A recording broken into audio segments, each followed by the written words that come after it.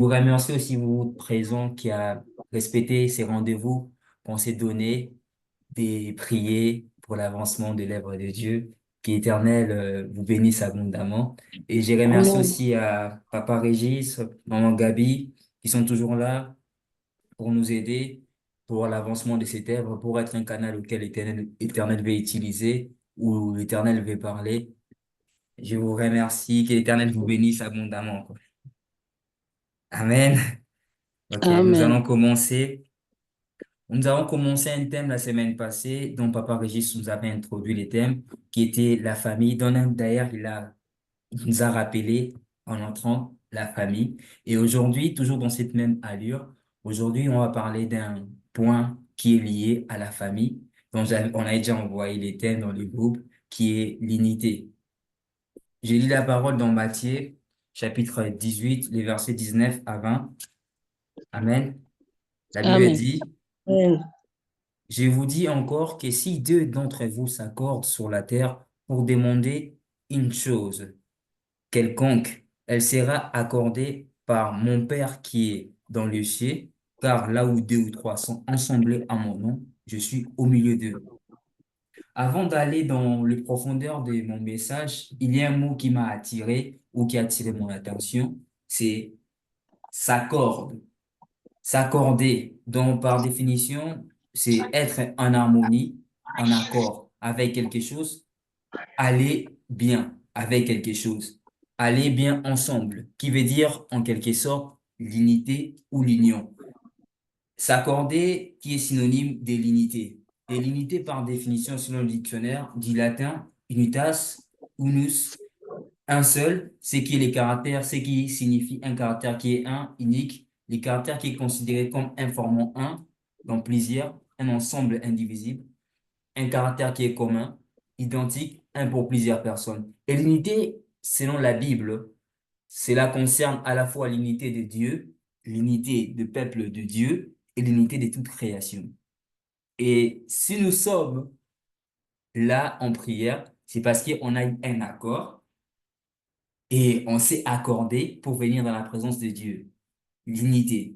Et le Christ dit aussi que moi et mon Père, nous formons un. Qui m'a vu a vu les pères.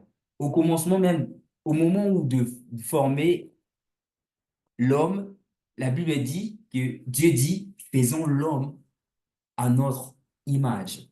Normalement, si il était seul, il allait dire, par exemple, si moi je suis seul, je dirais, j'ai fait.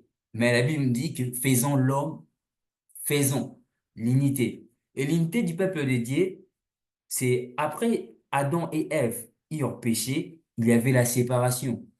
Dieu et nous, et le Christ nous a réconciliés à la croix. Donc la croix était enfermée et cela nous a réconciliés. À travers cet acte-là, on a été réconciliés et on a été remis en communion avec le Christ. Et l'unité dans la création, Dieu veut que toute créature soit en harmonie, sans oublier que nous formons un royaume. La Bible dit dans Apocalypse chapitre 1 qu'il a fait de nous un royaume des sacrificateurs. Un.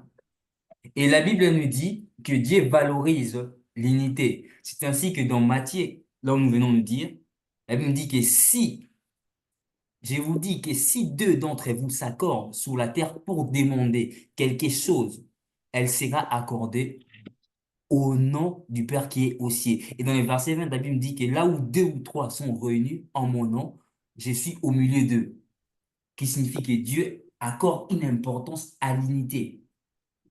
Et si nous sommes dans un commun accord, si nous sommes unis, il va nous donner. C'est ça ce qui est important, l'unité. Bien-aimés, nous sommes une famille. Et la Bible nous dit dans Psaume 133, les versets 1 à 3, voilà qu'il est doux et agréable des frères de demeurer ensemble. L'unité. Et la Bible dit encore que l'homme quittera et s'attachera, les deux formera un. L'unité et l'avancement dans un projet. Et vous savez, les mariages contiennent des bénédictions. C'est pourquoi les mariages contiennent des bénédictions? Parce qu'il y a l'unité. Et la Bible me dit dans Marc, chapitre 3, les versets 25, je vais lire la parole de Dieu. Marc 3, les versets 25. La Bible dit, je commence d'ailleurs dans le verset 3, Jésus les appela et leur dit, sous forme de paraboles, comment Satan peut-il chasser Satan? Si un royaume qui est divisé contre lui-même, ce royaume ne peut pas subsister. Et si une maison est divisée contre elle-même, cette maison ne peut pas subsister. Et une maison qui est divisée, un royaume qui n'est pas uni, cela ne permet pas que ça puisse avancer. Et je vous remets dans le contexte, dans ces versets dit, dans le contexte des versets que je viens de lire dans Marc 3, la Bible dit que les scribes est en train de dire que Jésus-Christ était le prince des démons, Belzéboul. Et ce qui m'a captivé dans la réponse de Jésus-Christ, il dit une chose importante en parabole. Il dit, si un royaume est divisé, si une maison est divisée, bien aimé, j'aimerais dire une chose qui est importante. La mission du diable, dont cela nous est révélé dans Jean 10, 10, la Bible dit que le voleur vient que pour dérober, égorger et détruire. La mission du diable, lorsqu'il se présente dans notre vie, il vient pour dérober, égorger et détruire. Et si s'il se présente dans ta maison, il va chercher à créer des divisions pour détruire, pour qu'il puisse régner. Et il y a une adage qui dit diviser pour mieux régner. Certaines, même les Blancs ont fait ça. Ils ont divisé l'Afrique pour mieux régner. Diviser pour régner. C'est ainsi qu'ils ont colonisé l'Afrique. Ça signifie que le diable, lorsqu'il se présente dans ta maison, il va chercher un point, il va créer la division pour qu'il puisse régner, pour qu'il puisse prendre contrôle. Et la Bible dit que si une maison est bâtie sur les rocs, dans Matthieu chapitre 24, les versets 25, cette maison subsiste à tout. Et cela veut dire quoi? En vrai et des vrais, que lorsque il y a l'unité dans cette maison, lorsque l'unité règne dans la famille, dans Matthieu 24, les versets 27, dont nous parle d'une maison qui est bâtie sur les rocs. Lorsque cette maison est bâtie sur le roc, peu importe les vents, peu importe ce que le diable va tenter de faire dans cette maison ne va pas tomber parce que quoi? Elle est unie et elle est bâtie sur les rocs. Voilà pourquoi il est très important d'avoir l'unité. Et il y a un adage qui dit, seul, je vais plus vite. À deux, nous allons plus loin. Et je me demande si ces deux ne sont pas unis, ils n'iront pas loin, parce qu'ils ne sont pas unis. Ils n'iront pas loin, ils n'iront nulle part. Ce qui permet à ceux qui puissent aller très loin, c'est parce qu'ils sont unis, parce qu'ils sont dans cette fraternité, parce qu'ils sont connectés entre eux. Et la Bible nous demande de nous soutenir les uns les autres pour l'avancement de l'œuvre de Dieu, pour l'avancement de toutes choses, nous devons nous soutenir. Et le soutien appelle à l'unité. Le soutien appelle à l'union.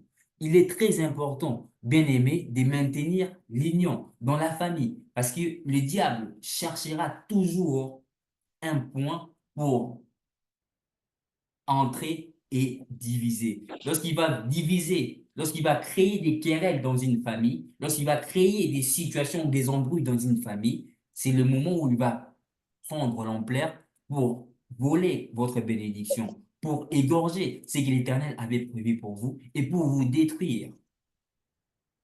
L'unité est très importante parce que lorsque on est unis, on avance et on part très loin. Si nous ne sommes pas unis, dis-toi que on n'ira nulle part. Si on n'est pas unis dans une maison, si on n'a pas l'unité de l'esprit, on n'ira nulle part. L'unité est très importante. Et ce que j'ai soutient dans ces groupes, ce qui est important dans ces groupes, notre groupe est Dieu amour. Et nous savons que Dieu est amour. Et dans l'amour, il y a plusieurs points que nous voyons, qui est, dont on trouve aussi l'unité. Bien aimé, nous devons chercher partout où nous sommes à manifester notre amour. En étant chrétien, il est de notre obligation de montrer que nous sommes chrétiens à travers nos actes. Et l'amour, ça se dit pas, mais l'amour, ça se manifeste à travers des actes. Et l'unité, lorsque nous sommes unis, lorsqu'il y a l'union, on doit voir qu'il y a l'union, on doit voir qu'il y a l'avancement. Et ne cherchons pas la division, ne cherchons pas à créer des commérages ou la jalousie. Car la Bible dit que les œuvres du diable, c'est ça, la jalousie, les commérages, la querelle. Tu vois, lorsque le diable met ça dans une famille, c'est juste pour ruiner les projets que Dieu a pour vous. Or, la Bible dit que Dieu a des projets de bonheur, pas de malheur. Dans nos maisons, dans nos familles, Dieu a des projets de malheur et des bonheurs, pas des malheurs. Alors, le diable, il va chercher partout une petite situation qu'il va créer seulement pour ramener la séparation. Lorsqu'il va ramener la séparation dans la maison, lorsqu'il va ramener la séparation dans la famille, il n'y aura plus d'avancement. Par exemple, si moi et ma maman, nous ne nous entendons pas très bien, dis-toi que mes projets aussi n'ira pas très loin. Ce que je projette aussi n'ira pas très loin. Ce qu'elle projette aussi, ça n'ira pas très loin. Parce que quoi? Il n'y a pas l'unité. Même les Congolais disent que Singa famille est Bendanakama et Katanakate. Tu vois? Qui signifie qu'on est unis, on est connectés. Et nous formons une même famille. Dans ces groupes, nous sommes une famille. Alors, l'unité doit régner dans nos vies. Et l'une des choses qui est importante dans l'unité est que l'unité, lorsqu'il y a l'unité, il y a l'avancement.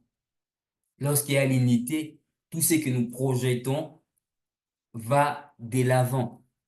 Même la Bible me dit dans Matthieu 18, les versets 20, dans le verset 19, que si Dieu s'accorde sur la terre pour demander, il lui sera accordé. Lorsque nous entrons en prière, lorsque nous sommes unis, si nous demandons à Dieu qu'il puisse nous donner quelque chose, il va nous donner. Pourquoi? Parce qu'on est unis, parce qu'on est soudés. Pourquoi? Parce que nous cherchons les biens pour les autres, les biens pour nous tous. Et l'une des choses qui faisait la force des apôtres dans Actes chapitre 2, je vais lire le verset 41 à 48. J'ai lu la parole de Dieu.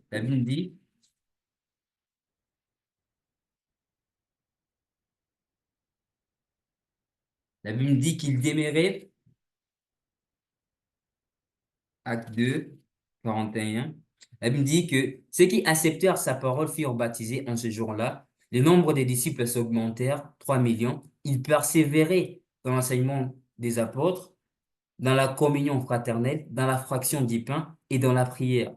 Avant d'avancer, la Bible dit qu'ils persévéraient dans l'enseignement et dans la communion fraternelle. Tout nous ramène ou nous mène à l'unité, à l'union. Et l'une des choses dans le verset 41, la Bible dit que le nombre des disciples augmentait. Ils augmentaient parce que quoi? Ils étaient unis, parce qu'il y avait l'union. Si nous voulons avancer dans la vie, en famille, l'une des choses ou la pièce maîtresse, c'est l'unité, c'est l'union. Et la Bible dit que dans le verset 43, la crainte s'emparait de chacun. Il faisait des prodiges et des miracles par les apôtres. Si nous voulons vivre les miracles de Dieu dans nos familles, si nous voulons vivre des miracles de Dieu dans la vie quotidienne, on doit être unis, on doit être connecté, unis avec Dieu et unis avec les autres. L'unité ne peut pas seulement se limiter entre nous, mais l'unité commence premièrement avec Dieu et cette unité s'arrête pas seulement dit avec moi, mais moi aussi avec les autres. C'est ainsi que j'avais dit au début qu'il y a l'unité de toute création, l'unité de Dieu, l'unité de toute création. Alors, l'unité est très importante car l'unité amène plusieurs bonnes choses dans nos vies. L'unité apporte des bénédictions. L'unité apporte des prodiges et des miracles. Lorsqu'on est unis, si nous demandons quelque chose, Dieu va nous donner parce que nous sommes unis. Et dans l'Ancien Testament, la Bible me parle de l'histoire de Tour de Babel. Ils étaient unis, ils avançaient, ils avaient un même but. Ils se disaient, on va construire et on va aller jusqu'au ciel. Et ils montaient, ils progressaient. Parce que quoi? Il y avait l'unité. Et je prends un exemple des fourmis. Des fourmis, la Bible nous donne l'exemple des fourmis. Pourquoi? Il dit, va voir la fourmi. Il dit, la Bible nous caractéristique, il donne des caractéristiques sur la fourmi. Mais ce qui intéresse un peu, lorsque je regarde les fourmis, lorsqu'il retrouve là-bas, il y a le sucre qui est tombé, qu'est-ce que fera le fourmi? Il va chercher à appeler quelqu'un de sa famille pour les ramener pour qu'ils puissent voir qu'il y a du sucre. Et tu vas voir, après un bout de temps, tu vas voir, il y aura plusieurs fourmis qui sont là, en train de chercher à récolter les mêmes choses. L'unité. Toujours avec le fourmi, si les fourmis se décident que le lion, tu vas pas dormir là où ils ont mis leur territoire, le lion ne va pas dormir. Peu importe sa grandeur, peu importe sa puissance, le lion ne va pas dormir là où les fourmis se sont dit qu'ils vont rester là. L'unité. Lorsque nous sommes unis, cela fait aussi notre force.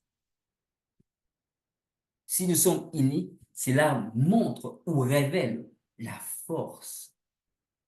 On dit que l'union fait la force. Lorsqu'on est unis, on va de l'avant. Et la réponse de Jésus-Christ à ces scribes, il dit que si un royaume est divisé, cet royaume ne va pas résister. Si une maison est divisée, cette maison ne va pas résister. La Bible dit que cet homme qui a placé, qui a bâti sa maison sous les sables, dont les vents est arrivé, dont plusieurs choses est arrivé, les tempêtes, et cette maison s'est détruite. Ce qui mène à notre destruction, c'est les manques d'union. Ce qui mène à notre destruction, c'est les manques d'unité et les manques d'amour. Car j'avais dit au début que l'amour englobe tout. Dieu est amour et Dieu est un. Alors, si nous voulons avancer dans ces groupes, si nous voulons avancer dans nos maisons, dans nos familles, une chose doit demeurer, c'est l'amour. Une chose doit demeurer, c'est l'unité. Comme je venais de dire que l'unité apporte plusieurs bienfaits dans nos vies. L'unité apporte plusieurs bienfaits dans nos vies. Et c'est très important que nous puissions être unis. C'est très important pour une famille qui puisse avoir l'unité, car cela apportera toujours que des bienfaits. Cela apportera toujours que des bénédictions. Que nous puissions demeurer dans comme un ensemble, une communion fraternelle. Et c'est ça qui va ramener les gens à aller très loin. Amen. Voilà, comme dit la Bible, que c'est poussé par l'esprit que les gens ont parlé de la part de Dieu. Et voilà les messages que l'Éternel m'avait adressés pour parler dans ces groupes. C'est sur l'unité, que nous puissions maintenir l'unité dans nos familles, que nous puissions maintenir l'unité de toute création et que nous puissions maintenir l'unité surtout avec Dieu. Lorsqu'on est unis avec Dieu, nous recevons des révélations qui nous mènent, qui nous mènent à l'avancement et qui nous mènent à plusieurs choses. Ainsi que je vais